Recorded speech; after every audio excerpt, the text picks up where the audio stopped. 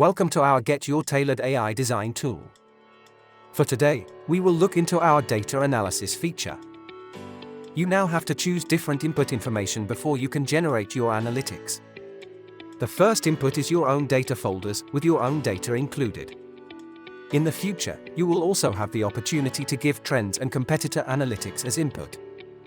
Next, choose what specific data you want to analyze.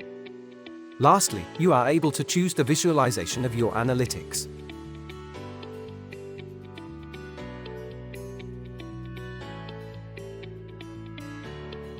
Click on Order Data Analysis. The generating process will take up to 3 days. After your analytics are generated, you can click on the left side on your folder. Here you can also see all of your other folders with your data analytics included. By hovering your cursor over your chart, you will get an explanation of your chart.